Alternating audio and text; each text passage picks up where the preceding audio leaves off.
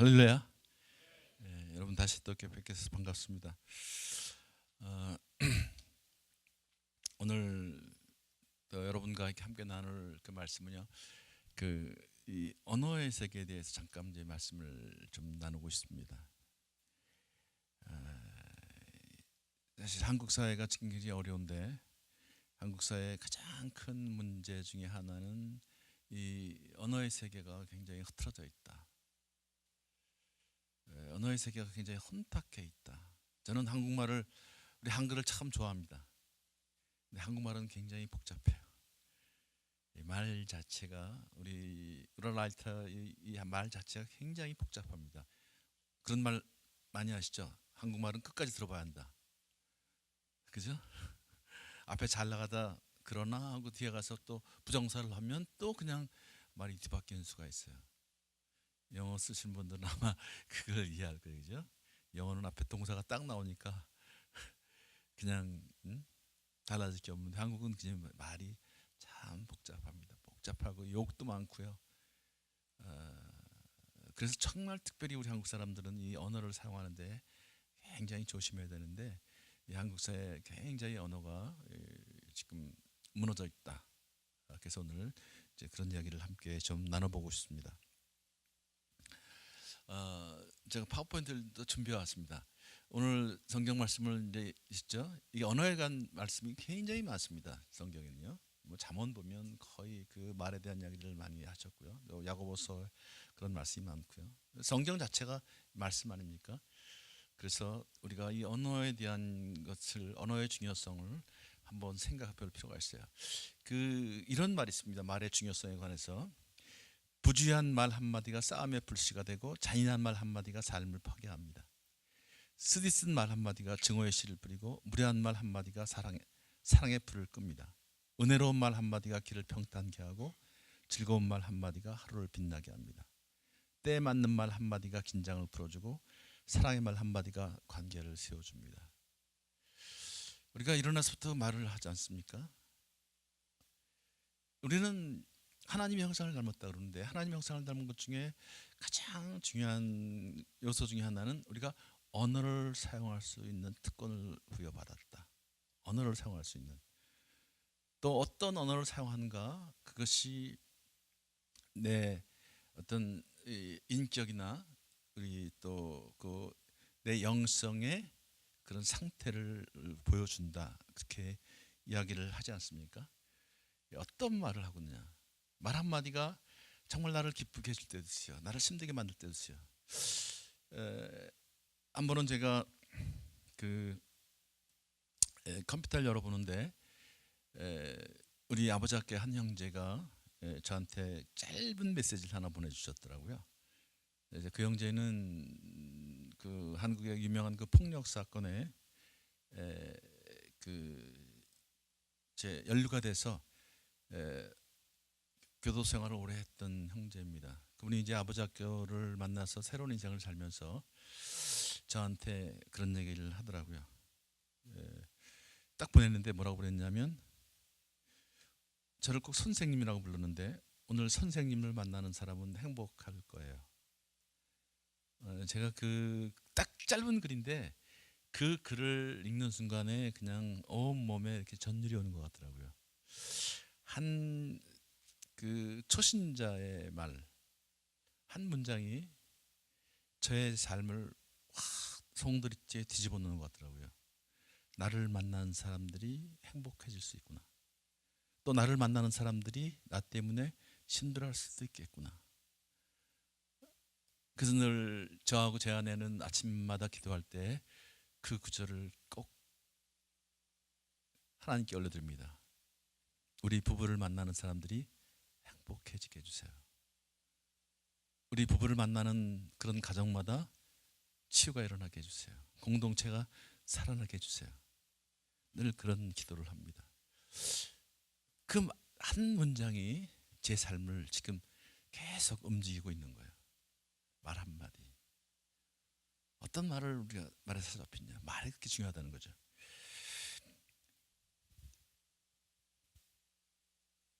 우리가 다 죄인이 됐어요. 또 하나님이 만들어주신 그 공동체가 가정이 무너졌어요. 왜 그런 일이 벌어졌을까? 사실은 사탄이 하나님의 꿈인 공동체를 무너뜨리는데 엄청난 무기를 사용한 건 아니거든요. 뭐 지금처럼 핵을 사용한 것도 아니고요. 아주 그 사탄이 쓴 수법은 단순합니다. 언어의 세계를 흐트러뜨린 거예요. 하나님 뭐라고 말씀하셨냐면 동산 각종 나무의 실과는 내가 이물어 먹되 선악을 알게 한 나무의 실과는 먹지 마라. 내가 먹는 날에는 정령 죽으리라. 이게 하나님이 인간에게 주신 명령입니다. 선악을 알게 나무의 열매를 먹지 마라. 그걸 먹는 날엔 죽는다. 그런데 이 뱀이 접근해서 뭐라고 얘기했냐면 하나님 참으로 너희더러 동산 모든 나무의 실과를 먹지 말라 하시더냐. 하나님 동산 모든 나무의 실과를 먹지 말라. 동산 모든 나무의 실과를 먹지 말라는 얘기는 안 했거든요. 근데 말을 이렇게 흩어뜨리는 거예요. 긴가민가하게 만드는 거죠. 그러니까 하와가 뭐라고 대답했냐면 동산 나무의 실과를 먹을 수는 있으나 동상 중앙에 있는 나무의 실과는 하나님 말씀에 너희는 먹지도 말고 만지지도 말라. 만지지 말라는 하셨어요? 그런 말씀을 하신 적이 없는데 또 만지지도 말라는 말을 한마디 더 덧붙입니다. 그리고 뭐라고 그러냐면 너희가 죽을까 하노라. 하나님 뭐라고 말씀하셨어요? 죽는다 그랬는데 죽을지도 모른다.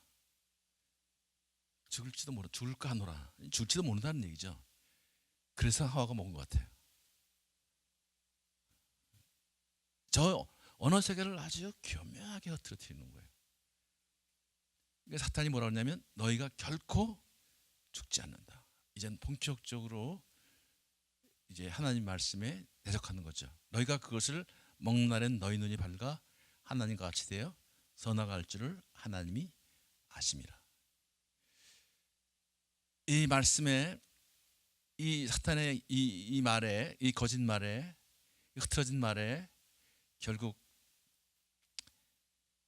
하와가 보니까 그 나무를 본즉 먹음직도 하고 보암직도 하고 지혜롭게 만큼 탐스럽기도 한 나무인지라 여자가 그 실과를 따먹고 자기와 함께한 남편에게 주매 그도 먹은지라. 이것이 이제 인류의 범죄죠. 이것이 인류의 타락이죠.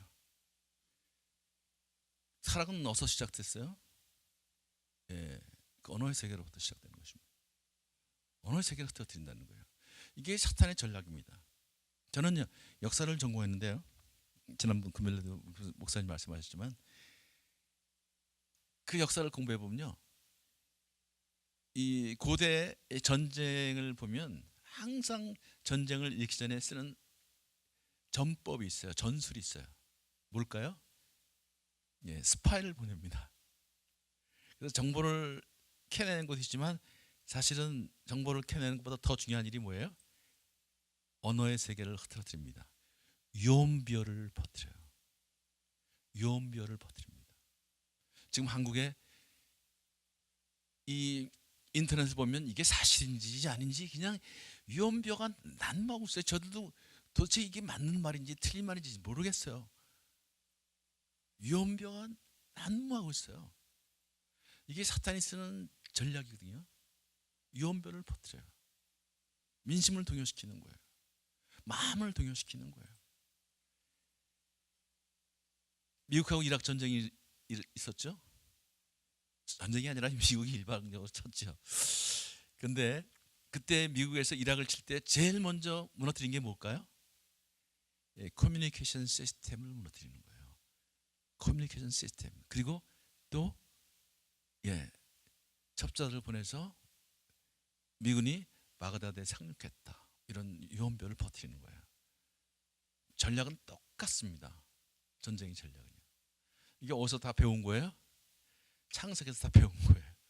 이 사탄의 괴계라는 거죠. 참 저런 게 놀라운 거죠. 가정이 깨어질 때 보면 늘 상담을 해보면 그 언어의 세계들이 다 무너져 있어요. 다 뭐라 그래요? 너 때문에 못 살겠다. 어떻게 너 같은 걸 만났냐? 또 아버지 나 해준 건 뭐 있어요? 이런 이야기들. 다 공동체가 깨질 때도요, 교회가 깨질 때도 보면 그 교회가 이 사람 와서 이런 말을 하고 저 사람은 저 와서 이런 말을 하고 다 유언비어들이 다 거짓말들이 다 교회를 흔듭니다. 그래서 교회가 깨져요. 거짓인지 사실인지도 모르는 말들이요, 확인되지도 않은 말들이 막 돌아다녀요. 그런 말들이요. 저는 그 온누리 교회를 제가 사랑하는 가장 큰 이유 중에 하나가, 온누리 교회는 그런 유언비어가 거의 없다. 뭐 전혀 없을 수 없겠죠. 인간이 사는다, 죄인들이 모인 곳에. 한때 우리 한 목사님이 굉장히 어려운 때가 있었어요. 한동대학을 이렇게 맡으시면서 그때 정말 일주일에 한 번씩 투서라는 게 날라왔어요. 성도들 집으로 일주일에 한 번씩. 저희 집에도 뭐 거의 일주일에 한 번씩 왔는데, 그걸 가지고 어느 누구도 장로님 이 말이 사실입니까? 뭐 별의별 얘기가 많이 나와요. 심지어는 한 목사님이 마약을 한다는 얘기까지 나왔어요. 하여튼 별의별 얘기들 해나오는데, 그때 성도 어느 누구도 저한테 와서, 우리 순 식구들 중에서도, 우리 구역 식구들 중에서도요, 제가 이런 걸 받았는데 이게 사실입니까? 라고 물어본 사람이 한 사람도 없었어요. 교회에서도 이게 사실이냐 뭐 수근수근 되는 사람들이 없었어요. 그냥 다들 기도하고 있었어요. 그리고 그것에 대해서 한 목사님도 이런 방법 말씀을 안 하셨어요. 모든 것이 다 클리어된 다음에 한 2년인가 지난 다음에 모든 것이 다 클리어된 다음에 한 목사님이 설교하시는 가운데 그런 말씀하시더라고요. 눈물이 글썽글썽하시면서, 여러분 감사합니다. 저를 믿어주시고 교회를 위해서 기도해 주시고 여러분 감사합니다. 여러분 정말 성숙하셨습니다. 제가 행복합니다. 이제 다 끝났습니다. 그때 그 말씀을 들으면서 다 모두 울었어요. 우리가 승리했구나. 우리가 이 언어의 세계를 지켰구나. 우리가 사탄의 계계에 놀아나지 않았구나. 그때 만일 여기서 저기서 수군됐으면 오늘의 교회는 깨졌을지도 몰라요. 한 목사님이 갑자기 하나님의 부르심 받고 떠났을 때도요, 교회에 수근거림이 없었습니다. 누가 후계자냐, 하나님의 뜻, 한 목사님의 뜻이 어디 있었냐, 한 목사님이 누구를 세웠냐, 그런 얘기가 없었어요. 하나님의 뜻이 어디 있을까? 하나님이 예비하신 사람이 어디 있을까? 그분을 찾아보자. 그분을 찾아보자. 곳곳에서 다 기도 모임이 자발적으로 일어나더라고요. 그래서 제가 참 그때 온누리 교회에 있다는 게 굉장히 자랑스러웠어요. 이렇게 성숙한 사람들이 이렇게 교회를 세워가는구나. 이렇게 기억하는구나. 오직 말씀을 붙들고 하나님 말씀에 근거해서 그렇게 기도를 하더라고요.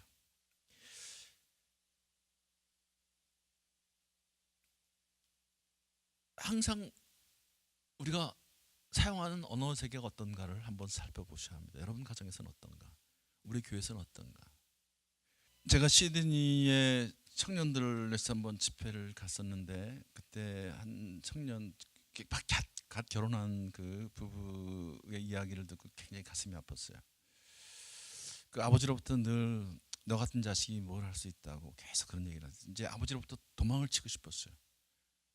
그래서 이제 자매를 만나서 이제 결혼을 하겠다 그러니까 또 아버지가 네가 결혼해서 어떻게 살라고 계속 그렇게 말씀하시는 거예요. 그래서 결혼도 시드니 와서 했어요. 그러니까 시드니 갔는데도 아버지가 전화를 하셔가지고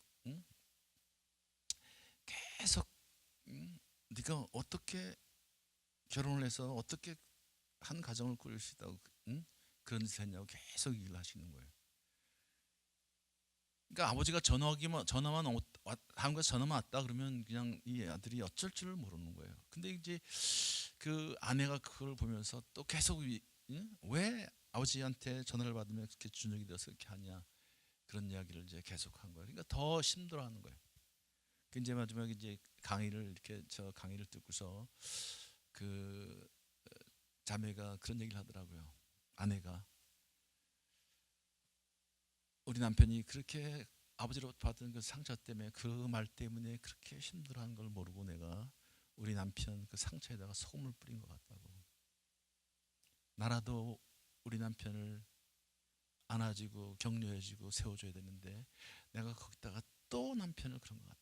미안하다고 말이죠. 그러면서 그렇게 울더라고요. 저는 그 부부가 회복됐으리라고 확신합니다. 아내가 그걸 깨닫고 아내가 다시 그렇게 살려주면 살아납니다. 참 이 언어의 세계 아무것도 아닌 것 같은데요.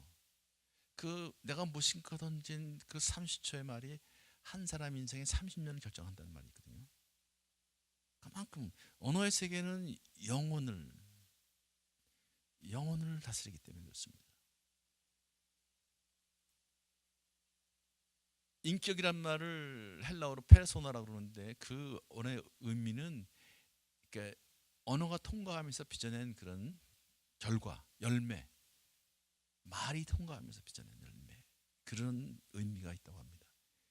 그러니까 어떤 말이 나를 통과하냐는 거예요. 어떤 말이 내가 어떤 말에 사로잡혀 있냐는 거예요. 그게 내 인격을 결정짓는다는 거예요. 우리 아이들의 인격을 결정짓는데 어머니, 아버지가 하는 이야기들이 그 아이들의 인격을 결정질 수도 있다는 그런 무서운 이야기입니다. 그 여러분도 잘 아는 그 구세군의 창시자 윌리엄 부스가 이제 19세기 중엽에 그 영적으로 타락한 성적으로 타락한 그 영국에 다시 부흥의 불길을 일으킨 분이죠. 그분이 늘 어렸을 때 그 갓난 쓸 때부터 엄마가 이렇게 유람에 이렇게 흔들어 주면서 늘 하셨다는 얘기가 있답니다. 빌 잘 자라라. 세계가 너를 기다리고 있단다. 세계가 너를 기다리고 있단다.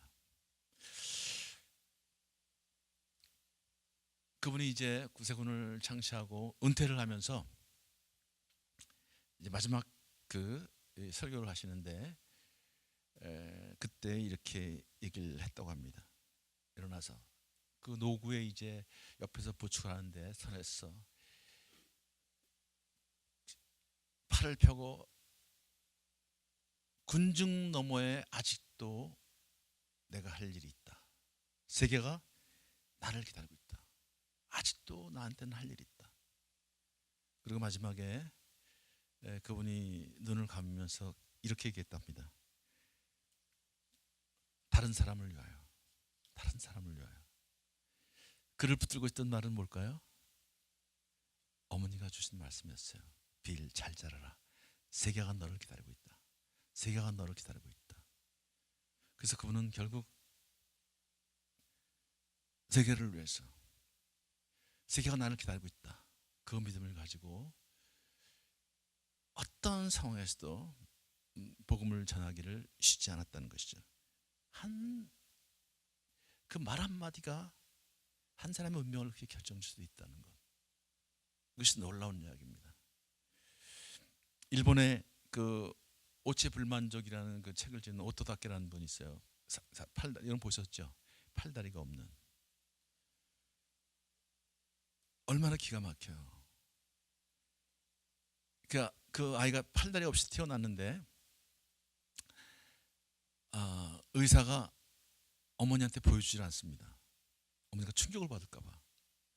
그리고 팔다리가 없으니까 얘가 오래 살지 못할 거라고 생각하고 그냥 엄마를 보여주지 않으면서 엄마한테 뭐라고 거짓말을 하냐면 얘가 지금 황달이 심해가지고 그 이제 좀 나은 다음에 보여주겠다고. 아마 의사들은 그냥 얘가 얼마 안 돼서 죽을 거라고 생각하고 그냥 그렇게 얘기를 한 것 같아요. 그런데 얘가 건강하게 잘 자라거든요. 그래서 마지막으로 이제 할 수 없이 이제 간호원이 다 낫다 그러면서 아이를 데리고 옵니다. 팔다리가 없는 아이를. 완전히 괴물이죠. 얼굴은 뭐 멀쩡하지만 팔다리가 없으니까. 그런데 그때 그 오토다케 엄마가 그 간호원이 아이를 갖고 오니까 그 간호원 아이를 덥석 안으면서 이렇게 얘기합니다. 오 나의 기호 나가야, 나의 사랑하더라. 그리고 꼭 안아줍니다. 이 오토다케는 그 말을 기억하는 거예요. 오 나의 기어나가야, 나의 사나들아. 얘가 당당하게 자랍니다. 나중에 와스대 대학을 들어가고요. 또 그 일본 TV에 그런 그 출연한 그런 그 TV에 그 뭐라 그러죠? 예, 그 앵커 비슷한 그런 것까지 역할을 하고요. 전 세계 장애자들한테 꿈을 주는 그런 인물로 자란다는 거죠.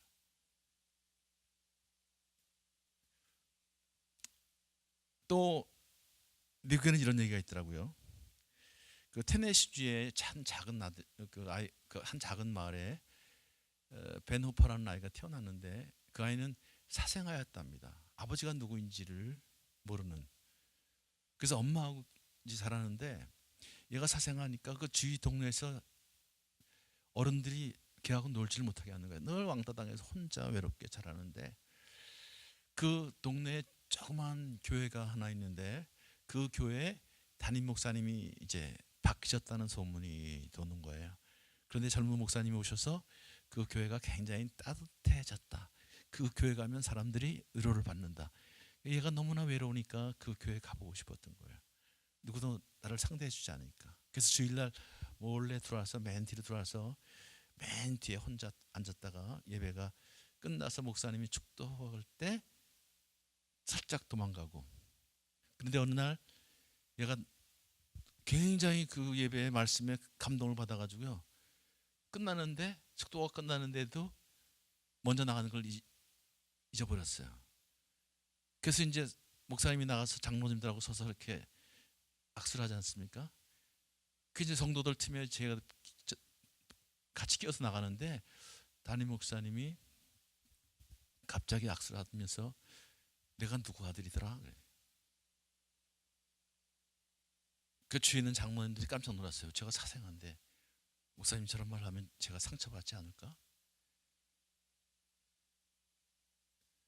근데 악수를 하면서 애가 이제 떠나는데 뭐라고 말씀하셨냐면 나는 내가 누가 아들인지 안다 그랬어요. 나는 내가 누가 아들인지 안다. 너는 네 아버지를 닮았기 때문에 내가 금방 알 수 있지. 얘가 깜짝 놀라서 돌아보는 거예요. 장로님들은 목사님이 얘 출생의 비밀을 아나? 쟤는 당황해가지고 이제 멈췄다가 막 도망을 치는데 그때 그 젊은 목사님이 이렇게 외칩니다. 너는 하나님의 아들이야. 너는 하나님의 아들이란다. 나는 네 모습만 보면 금방 알 수 있거든. 너는 하나님의 아들이란다. 하나님의 아들답게 훌륭하게 잘 자라야 한다. 너는 하나님의 아들이란다. 내가 그렇게 보고 막 뛰어갑니다. 그런데 얘가 이사를 가고 또 해서 한참 세월이 흘러서 얘가 테네시주의 주지사가 됐어요. 그때 취임하면서 이런 얘기를 했답니다. 첫 마디에 12살 때 내가 그 목사님 만나서 내가 하나님의 아들이야. 너는 하나님의 아들이란다. 그 말을 듣는 순간 테네시주의 주지사가 태어난 날입니다. 우리는 어떤 말을 하고 계세요?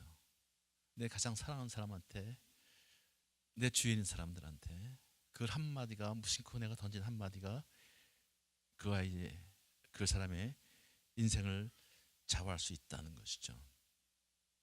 그 말 한마디가 그렇게 중요하다는 걸. 자, 이 일본의 에모토 마사루라는 일본의 이 과학자가 쓴 책입니다. 이분 한국에 여러 번 왔었어요. 이분이 어떤 실험을 했냐면 물의 결정체를 한번 찍어보고 싶었어요. 물의 결정체. 특수하게 그 실험을 해가지고 물의 결정체를 찍는데 성공했어요. 왜 물이 중요할까요? 물이 생명의 근원이기 때문에. 그래서 물에다가 소리를 들려줘보고 또 말을 들려주고 음악을 들려줘봤어요. 그래서 이 물의 결정체가 달라지는 거예요. 그래서 이분이 그걸 발표를 했어요. 자, 사랑해 고마워 그랬더니요. 이렇게 아름다운 결정체가 맺힌다는 거예요. 이런 물을 뭐라 그러죠? 육각수. 제일 좋은 물을 육각수라고 하는 이유가 바로 이겁니다. 정확하게 육각형 아닙니까? 육각수. 정말 아름다운 다이아몬드 같이 빛나는 그런 아름다운 결정체를 맺는다는 거죠. 대자연의 생명상은 사랑과 감사를 근본으로 하고 있다고 이분이 이렇게 썼어요. 근데 이분이 뭐라고 그러냐면 책에다가 조물주가 있는 것 같아요. 조물주가 자연을 만드실 때 사랑과 감사를 코드로 해서 만든 것 같다. 근데 사랑과 감사의 코드가 누구의 코드예요? 예, 하나님의 코드시죠. 한 무신론자가 이런 얘기를 하는 거예요. 이분 무신론자거든요. 상처를 주는 말로 하면 그랬더니요. 예, 상처가 다 깨져버리는 거예요. 상처를 주는 말은 결정을 나타내지 않는다는 거예요. 망할 놈 일본 말로 뭐예요? 빠가야로라는 말을 그러죠. 근데 우리말을 들어도 똑같아요. 이게요. 놀라운 일이죠.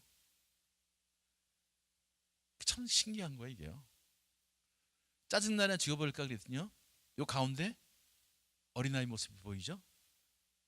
마치 어린아이가 폭력을 당했던 형상이 드러나는 거죠. 폭력, 이 주먹이 나요. 짜증나네 죽여버릴 거야. 또 헤비메탈 막 시끄러운 막 헤비메탈 막 아이들한테 들려주지 말라 그러죠. 헤비메탈 막. 그거 왜 그럴까 그랬더니요. 이걸 보니까 이해가 돼요. 보세요. 다 깨져버렸어요. 그러니까 분노의 언어와 비속어, 욕이나 쌍소리 다 깨. 이런 물을 마시면 독이라고 그러죠.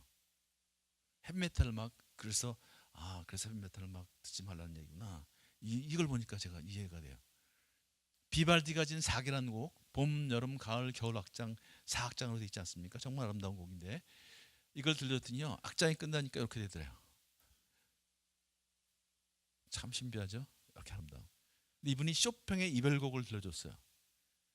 그랬더니 아름다운 육각형 결정체가 나오더니 둘로 갈라지더래요. 얼마나 신비해요. 그죠?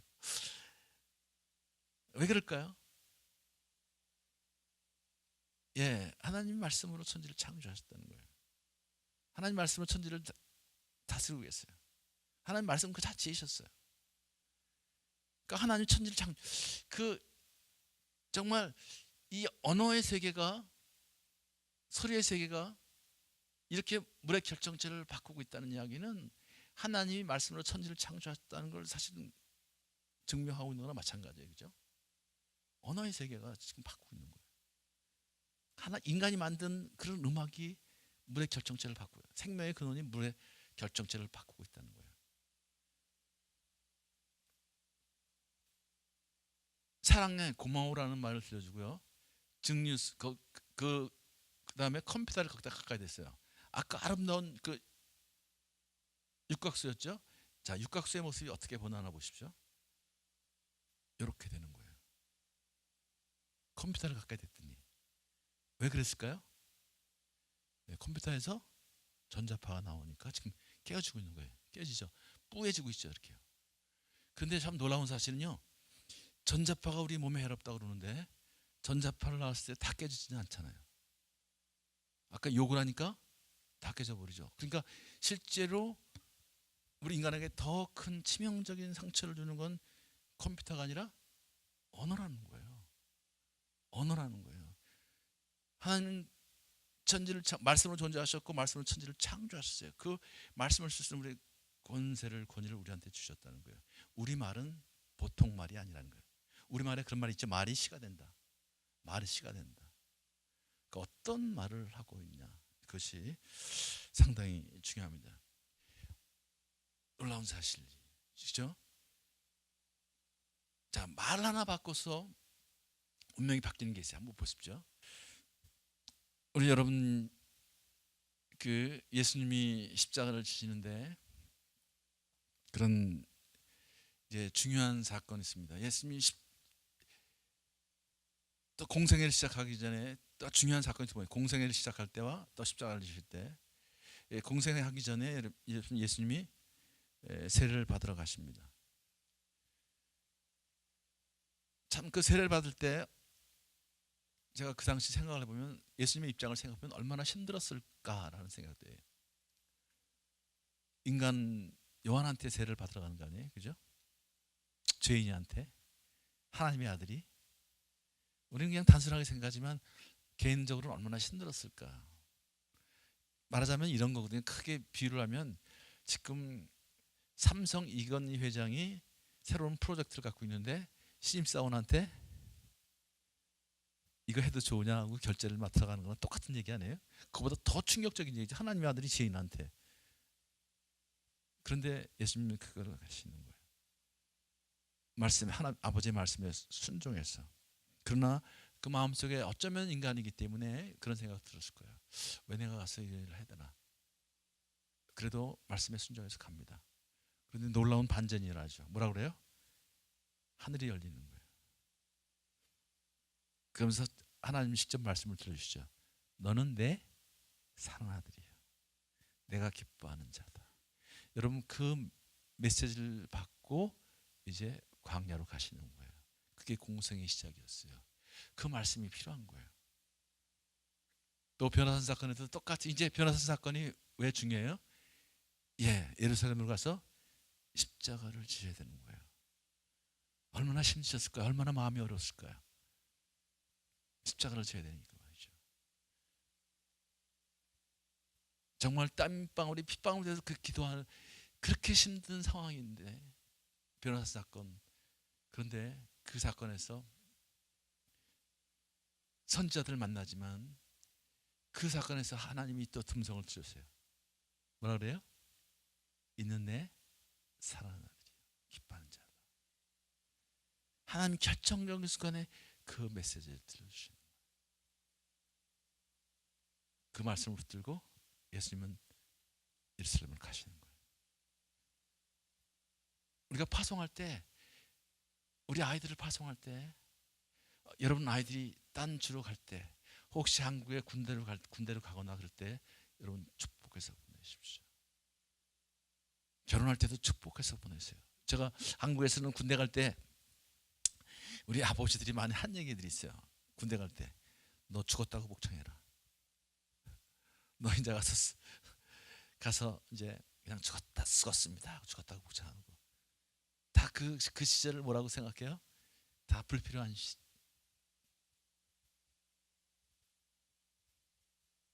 저는 우리 아버지께서 여러분 자녀를 보낼 때 축복해서 보내십시오. 내가 너를 우리 가정을 대표한 선교사로 파송한다. 이제 너는 우리 가정의 아들이야. 내 아들이 아니라 나의 아들이다.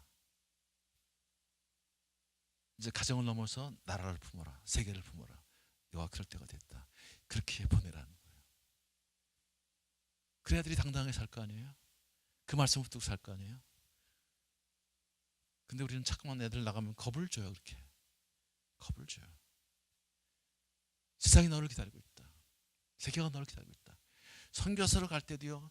네가 왜 하필이면 너가 선교사를 가야 되냐? 딴 애들도 많은데. 그렇게 하지 마시고요. 파송하세요. 하나님의 아들로 하나님 딸로 살아라. 너를 위해서 충보하마.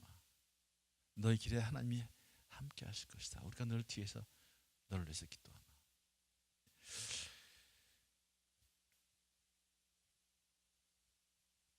저는 사실 사남 미녀 제가 형제가 셋인데요. 우리 형이 셋이에요. 그리고 이제 제 여동생이 맨 위가 누님이 이제 LA에 계신데 이제 오늘 저녁 때 가서 만나서 같이 또 이제 저녁을 같이 할까 그런 생각을 갖고 있는데 저희 형들이 공부를 굉장히 잘했어요.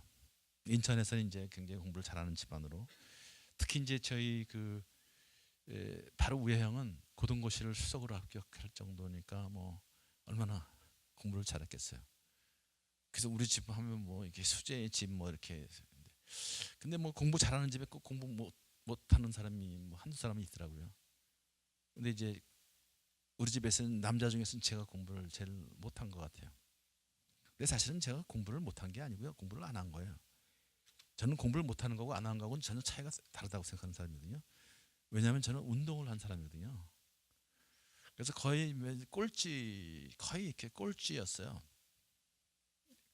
그리고 한 번은 제가 10점을 받았는데 산수를 그래서 제가 그냥 웃고 다니니까 저희 아버님이 저를 부르시더라고요. 10점 받은 게 좋으냐 그러시더라고요. 그래서 옆에 공짜 하나만 붙이면 100점 아니에요 아버지.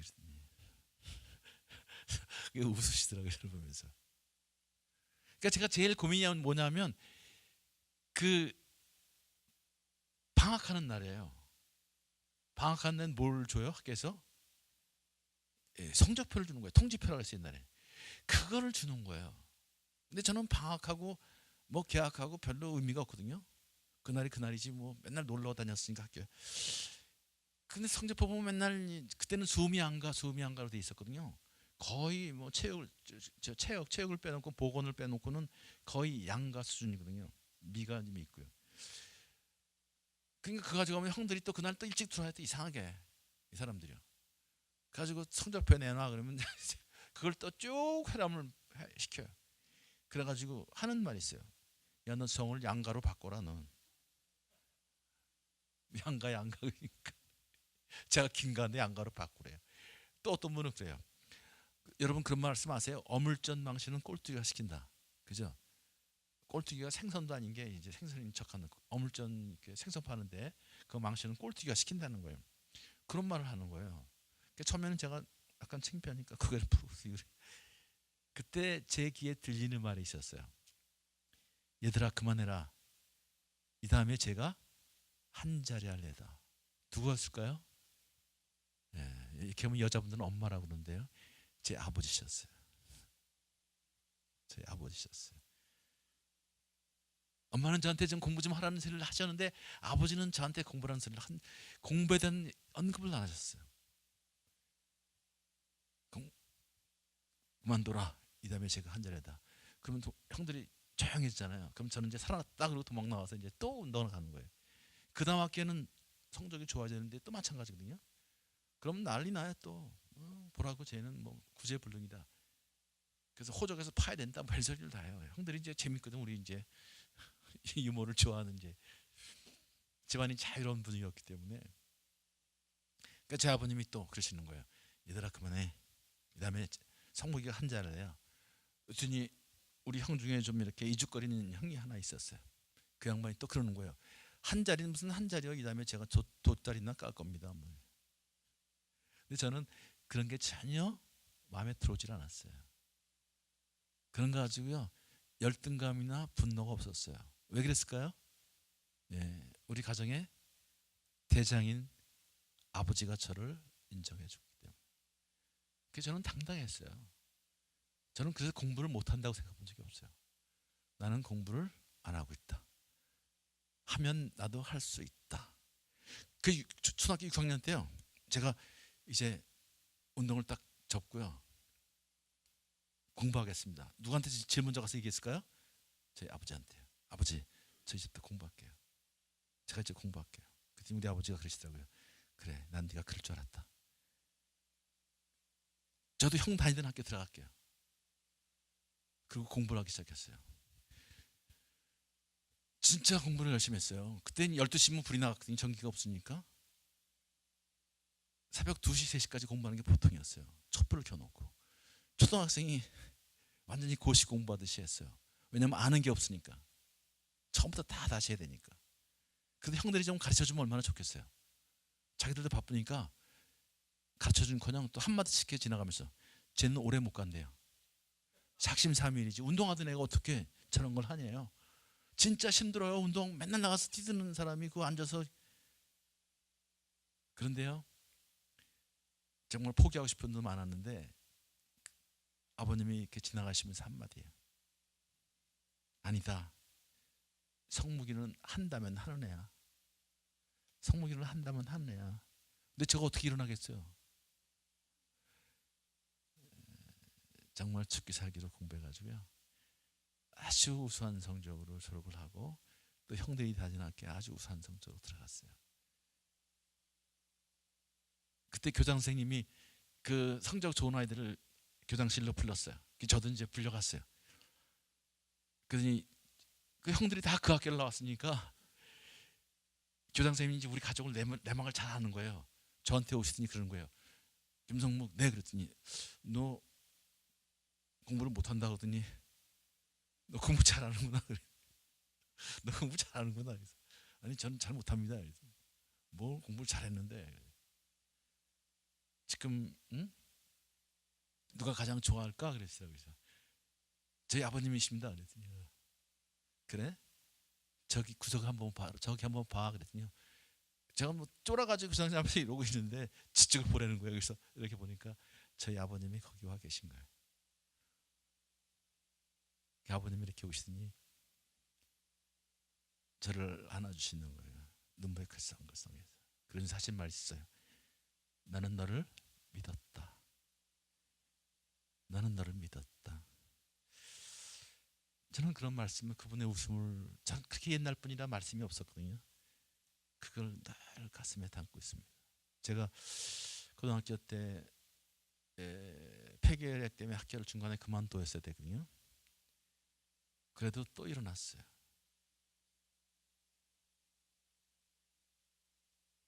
정말 예수님 만나기 전에, 예수님은 늦게 만났거든요. 제가요.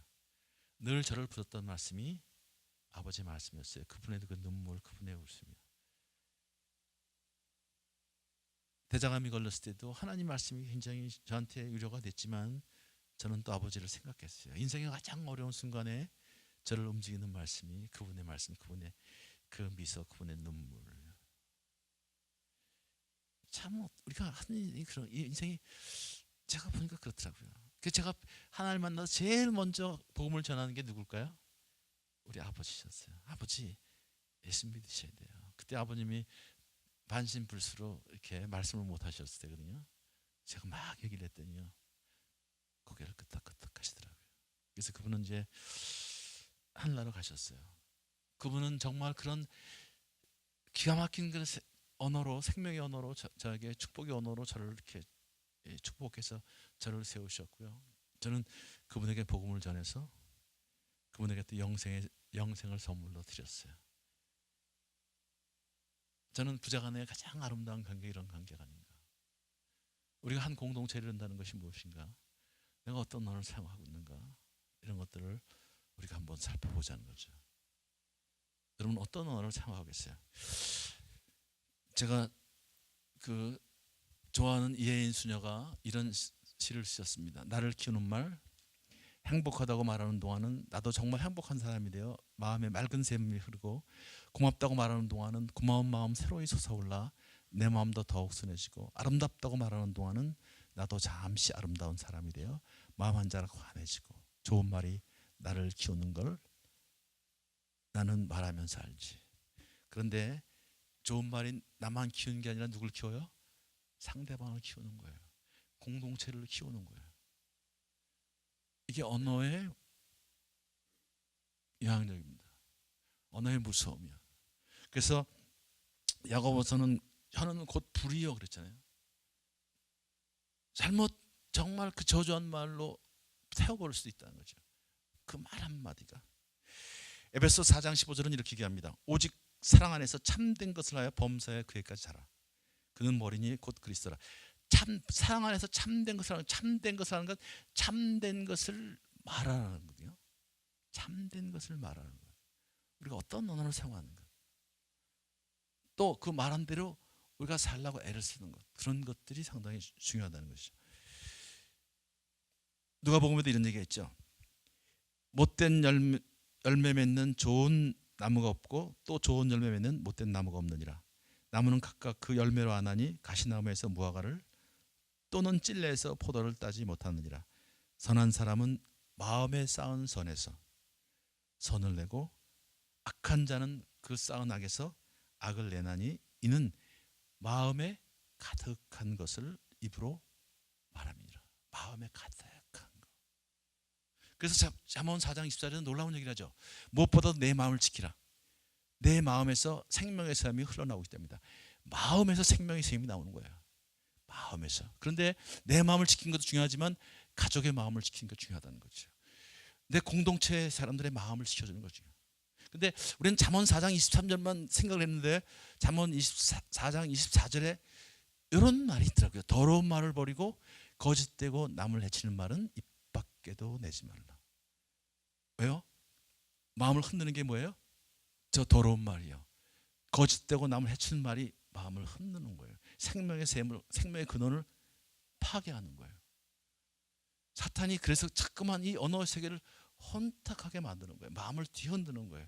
마음에는 감정도 있고, 제가 금요일에 얘기했지만 거기 의지가 있어요. 마음을 다 흔들리는 거예요, 이게. 그런데 언어의 세계를 통해서 뒤흔든다는 거죠. 선한 말은 꿀송이 같아서 마음에 달고 뼈에 양약이 되느니라. 선한 말은 꿀송이 같아서 마음에 달고 뼈에 양약이 되느니라. 이 잠언 16장 24절. 어떤 말씀을 하세요?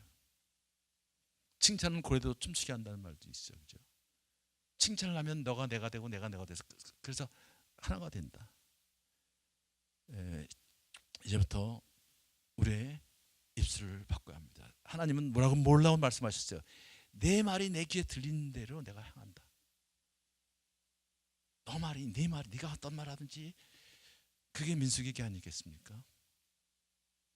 그래서 40년을 그런 부정적인 얘기하는 사람은 다 하나님의 뜻을 거역한, 하나님의 대적하는 말을 했던 사람들은 다 광야에서 죽음을 당합니다. 그게 민수기의 얘기였어요. 내가 어떤 말 하는가, 정말 내 입술에 파수꾼을 세워주십시오. 우리는 늘 그렇게 기도를 해야 합니다. 그 말이 결국 우리의 인생을 결정짓기 때문입니다. 우리의 신앙을 결정짓기 때문입니다. 여러분, 혹시 여러분의 언어 세계가 흐트러져 있다면 이제 바로 잡으십시오. 우리가 말씀을 묵상할 이유가 여기 있습니다. 말씀의 근거에서. 그런 축복이 여러분 가정에, 여러분 교회에 있기를 축원합니다. 기도하겠습니다. 하나님, 우리의 흐트러진 언어의 세계를 바로 잡아 주옵소서. 늘 하나님 말씀의 근거에서 정말 생명의 언어를, 남을 격려하고 칭찬하고 세워주는 공동체의 덕이 되는 언어로 우리 가정을 세우고 공동체를 세우고 우리 관계가 정말 새로워지는 축복을 허락해 주옵소서.